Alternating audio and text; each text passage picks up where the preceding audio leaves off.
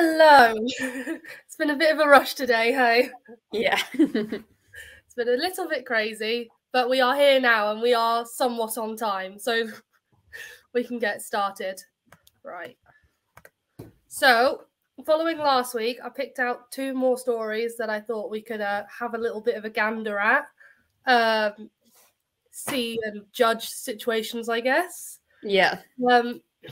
The style I went with this time was everything to do with siblings, because that is one thing that we found quite common with our post, didn't we? It was either family members asking for advice or it was very sibling orientated, where maybe one sibling feels like their autistic sibling is maybe getting more attention or is allowed to get away with things more, which I totally understand. So, first story, if I can get it up.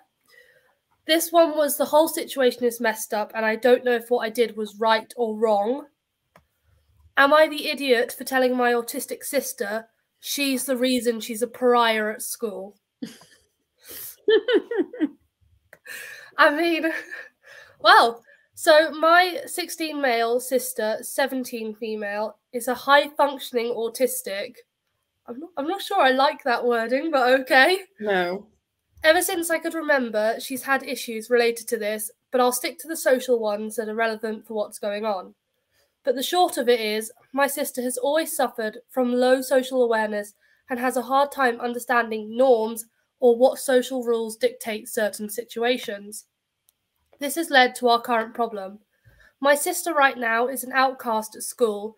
Ever since we've come back from quarantine, all the friends she's had have abandoned her, and she's gained a very toxic reputation at school because she's a snitch.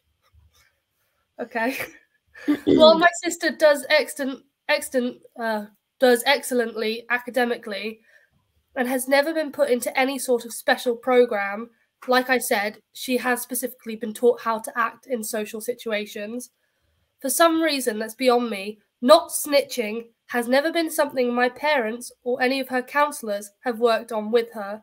Because of this, she has no concept of what a secret is and will parrot anything she hears to anyone. What's worse is she does have a moral compass, and part of this is that she will tell an authority figure if somebody else is violating that. Because of all this, she's been given a nickname, Rachel the Rat. Not her real name, but that follows the theme, and people tend to avoid her at all costs. What is so outright bizarre about all of this is that my sister is more than capable of learning about these things. She's done it with every other behaviour that has caused issues, but my parents almost seemingly refuse to teach her out of this habit. I've brought it up before, and each time I'm told that it's a good thing she's honest, but I feel like my parents only allow this to continue because they're afraid she will begin to keep secrets from them. Well, last night I made the mistake of finally telling my sister the truth. She came to me in private and broke down about how a friend of hers went off on her in the DMs, telling her to stay the hell away from them. I know why, as the friend was one of the many friends that my sister has dobbed in by ratting them out. So I told her the truth. Everyone at school thinks she's a rat and knows that everything they say around her will be parroted to others. Along with this, she will go and tell authority on them if they tell her anything personal that would not fly by her standards. She broke down crying, and I tried to comfort her. My parents quickly became involved and are livid that I would say this to her. I feel like I did nothing wrong, but she spent the rest of the night ignoring me, and my parents are really mad. Should I apologise, even though I feel like what I said was right? Okay, I mean, a whole load to break down there. Yeah, I mean, straight away, like everyone knows, well, most people know that people with autism, they usually are very honest people because of the literal thinking and the very black and white thinking, and actually not telling the truth is completely bizarre to them. So actually, it's a very common trait in autistic people. Yeah. So that's difficult. It's almost like you've got to find a way to train them to train her to fit in by being dishonest, which wouldn't really be the right thing to do. Yeah, I mean, I know for a fact that I was aware when there was things that I shouldn't tell my mum, not so much because they were dangerous or something, but because, you know, she didn't need to know or whatever. But there are other times that no matter how much I tried to keep the secret to myself, I would still end up telling her anyway. Yeah. So, you know, even sometimes when I was trying really hard to make sure I wasn't saying anything, it would still come out. But I think what's interesting here is the fact that this person has had friends in the past, but they've all left her because of this particular personality trait. Yeah. And I totally get parents being a bit scared that maybe she's going to suddenly start keeping secrets, but I don't want to sound dramatic. It's not like she's going to go and join like the Hitler Youth or something. She's not going to suddenly change into this horrible person if she keeps a couple of secrets. But I do think OP maybe was a bit harsh in the way that they came across with it. I mean, they're probably better at like trying to understand her reasoning behind why she's felt the need to tell the truth on certain situations, because that's what they need to look at and then say, okay, your reasoning is valid, but did you need to tell this other person to then get them in trouble? Like maybe you come home and you talk to your family about it or something. Yeah, I also find that quite interesting that if you're so worried about an adult knowing about this supposed secret, is it because what you were doing was like, you know, genuinely shouldn't have been happening? Yeah. Because to be so outraged that somebody has told an adult that they feel comfortable enough to talk about something they think is quite serious. And I understand that OP in the post said that his sister has a certain boundary of morals, and if other people don't live up to it, and I understand that it's very hard if other people don't live up to your morals. That can be quite hard to struggle with. But OP's sister, the autistic person in this story, is 17. So I'm wondering, is that something that as a parent, is there an age that your child gets to where you kind of have to sit them down and say, okay, I'm really happy that you feel confident enough to tell me all this stuff, but at some point do you draw a line and say, hey, I don't really want to know about this anymore, unless it's something severe?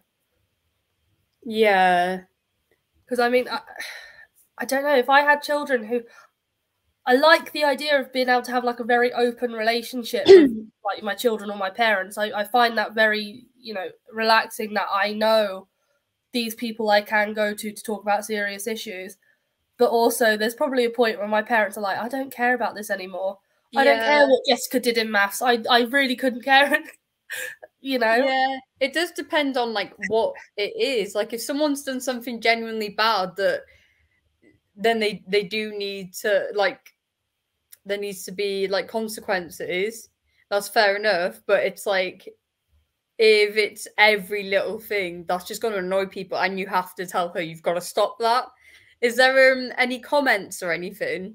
So this one comments on this one, if I just get the page up. So yeah, so somebody agreed with us saying that it wasn't very nice to say it that way, but OP's sister needs to try and stop violating people's privacy. Yeah. That's the way they've put it. Because I totally agree with that. Because it gets to the point where you are too scared to say anything around them because you're terrified they might go and tell somebody else. I don't know. But how are we voting this one? Are we going to say OP's the bad person in this situation, or? Well, that's difficult because I think it's like half completely. Like he was wrong the way he said it, but he is right in what he's saying.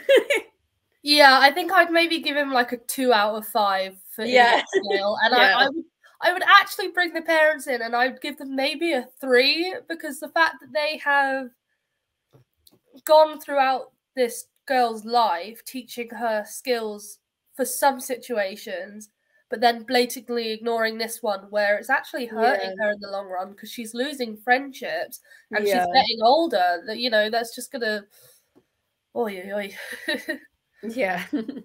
Okay, so this one I did read to you previously, but you might have forgotten it, but this one was, am I the horrible person for refusing to have my autistic sister at my going away party? So I, 18 female, am moving away to college in about 2 weeks, and my grandma decided she would throw a going away party for me. So the family could have and give college/dorm related gifts as well as money. My sister, 13, is super autistic. I don't really know what that means, but okay. Doesn't understand social cues, lashes out in anger, runs away, etc. And though I love her, she is struggling to come to terms with the fact that I will be leaving, specifically moving 8 hours away, and that she's not coming with me. She's been having major breakdowns when the word college even comes up, and has been hiding my things to prevent me from being able to pack. So I've had to get a fingerprint lock on my door to fix this issue. God. After my grandma brought up the party to me, I went to tell my parents while my sister was asleep. I very politely asked if we could leave her with a sitter or if one of my parents would miss the party, because I just didn't have the energy to deal with her breakdowns about me leaving, and because she most likely will be upset that she wouldn't get any gifts at the party.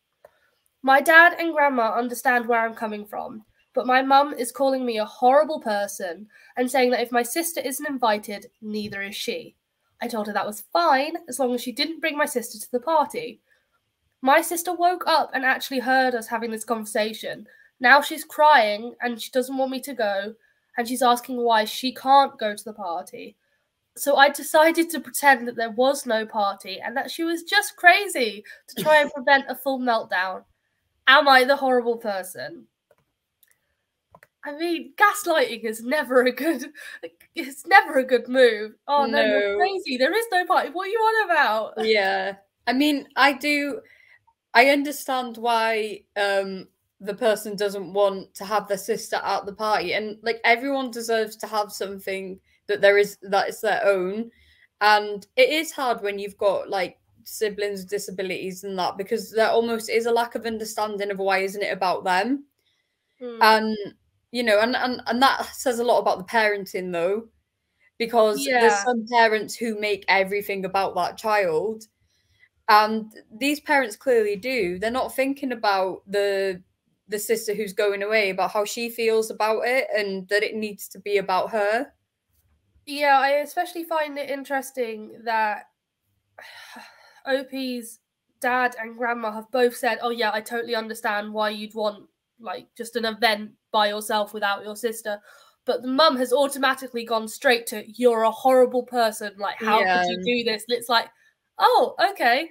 This story actually does have a couple of updates, where OP's come back to inform us of what's happening. So, update 1.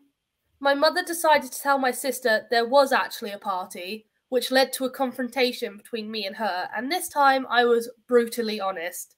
I told her that I didn't have the time or the energy to entertain her emotions at a party that was supposed to be about me, and that I didn't want her there because she needs too much supervision and attention. We argued, things got heated, I ended up yelling at her that it was her fault I was leaving in the first place, which is 100% true because I hate living with her. She started pleading with me not to go away to college, and I told her I was going, and that's final. My dad, seeing the severity of the situation, has now decided that her and my mum will stay home while we drive to move me into college to prevent any meltdowns or scenes on college property. Yeah. This, in addition to the fact that she was not allowed at the party, has caused the worst meltdown I have ever seen. And now, as I type this, she is banging on my door, screaming, crying, throwing a fit, begging me not to leave her, and begging to live with me at college. My parents gave up trying to calm her, and so did I.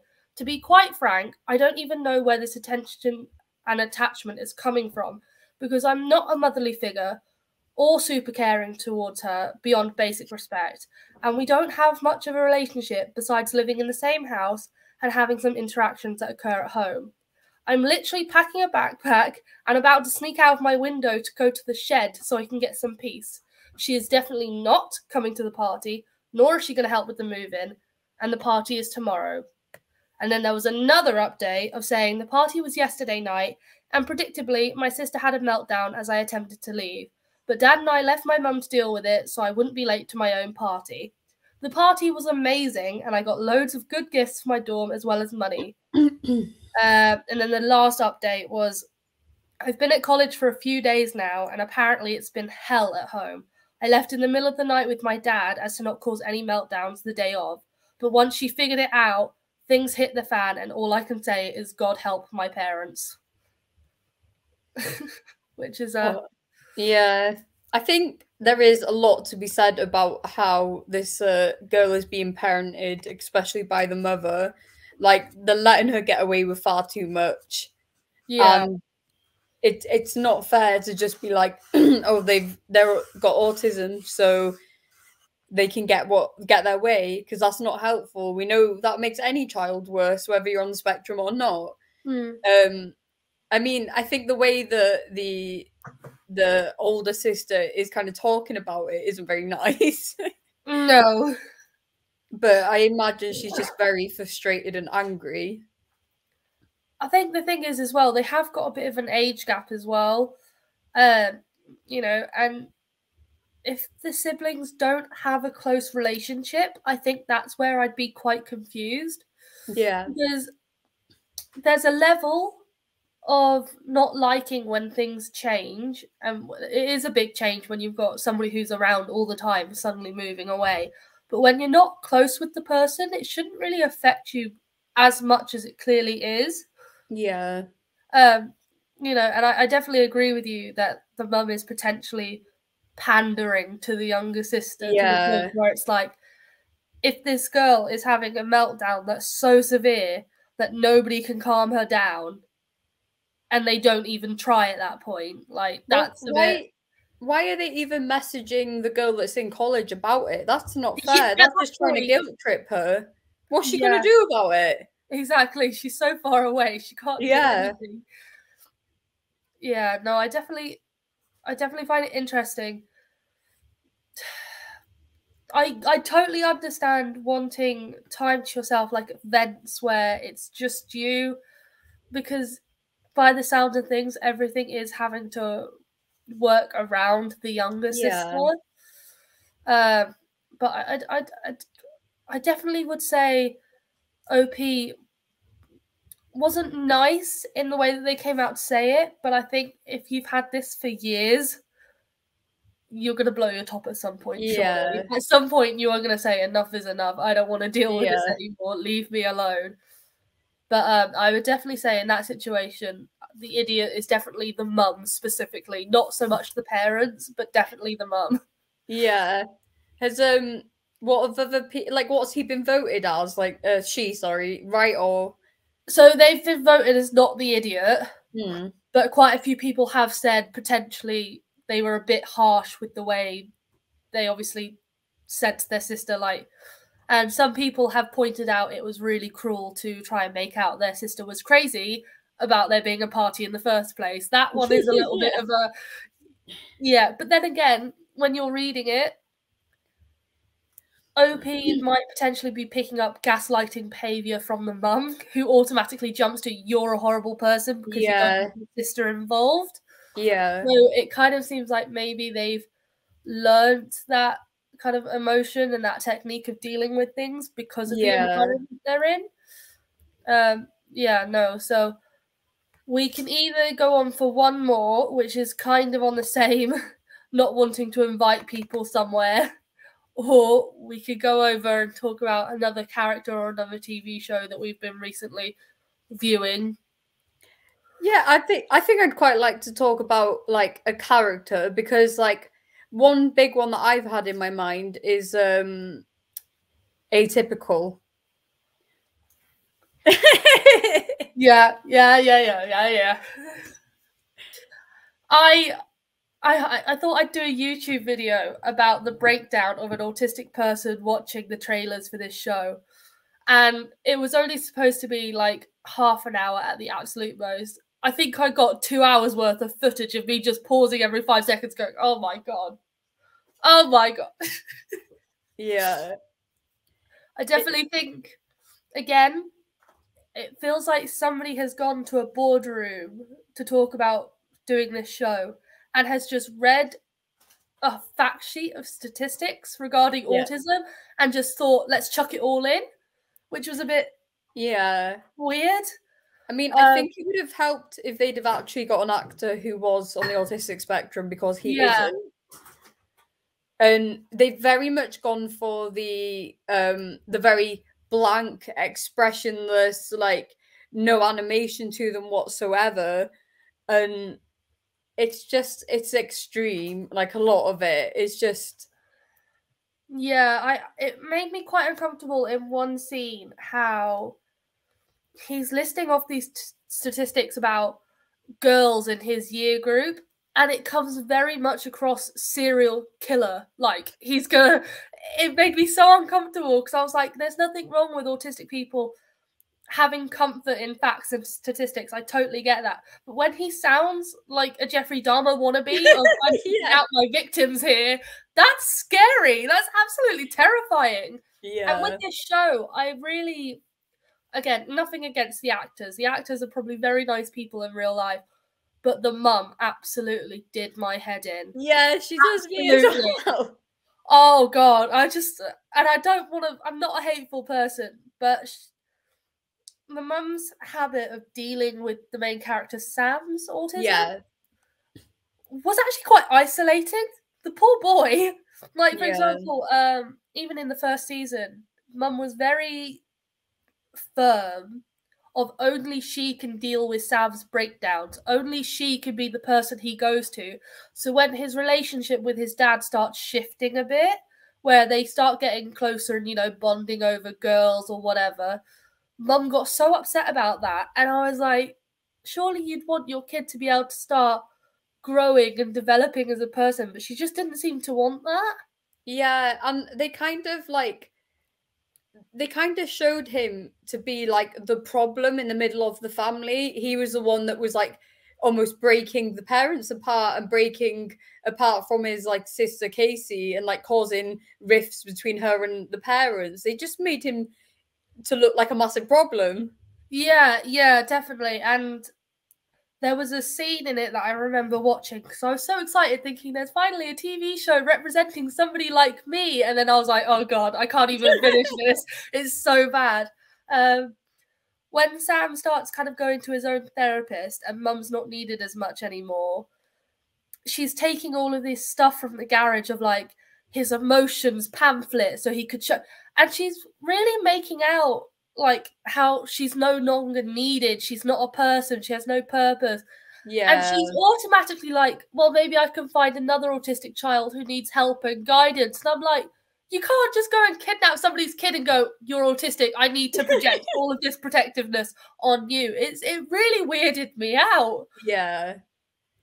Yeah, I don't know. I just didn't. At first, I did like it, and I could kind of like, I could see some of the traits in like my own child, but then the more it went on, I was like, is my child even autistic? Because like they're saying this is what autism is, and like he's not this. Do you know what I mean? Before I had more of an understanding of it being a spectrum, but then everywhere you look, this is how they're portrayed. Yeah, I also find it quite disappointing that with Sam, his only... Like, the thing is, this guy in the show has a job. So he can function enough to get a job at, like, the local B&Q or whatever it was. Yeah.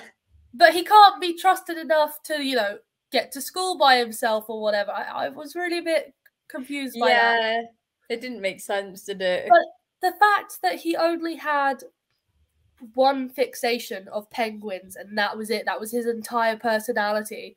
Yeah. And don't get me wrong, I love F1. I could talk about it till the cows come home. But I have other interests. I have other interests that I'm quite into, like Harry Potter or whatever. Maybe it's not as intense as my love for F1, but there's different levels of my enjoyment. Whereas he just only seemed to have penguins and that was it. Yeah, well, that's nothing else. I mean, many people with autism, they kind of go through different phases as well, where they have a different obsession, or at least branch out from that obsession into something else. It wasn't. It was just very like penguins. We're just stuck on penguins. very two-dimensional, which was quite disappointing. Yeah. It was like you said, it's very much like they frigging Googled the checklist of This is what autism is, here you yeah. go. Because that's the thing, if you stripped away his autistic character trait, I swear he would be left with nothing else. That's it. That's all he is. He wouldn't be a human. Yeah, and I mean, it made me a little bit uncomfortable because of that, because it was like, is that how I come across to other people? Just very plain? Well, that's it. You can't say that autism is someone's whole personality. That's not fair. You're a person with autism. Autism isn't you. Yeah. You know, everyone is different. See, that I find that interesting. That's the way you phrased it, because I don't get arguments. Probably not the right word. I don't get into arguments with people about it. But some people prefer to be known as an autistic person, and other people prefer to be known as a person with autism. Yeah.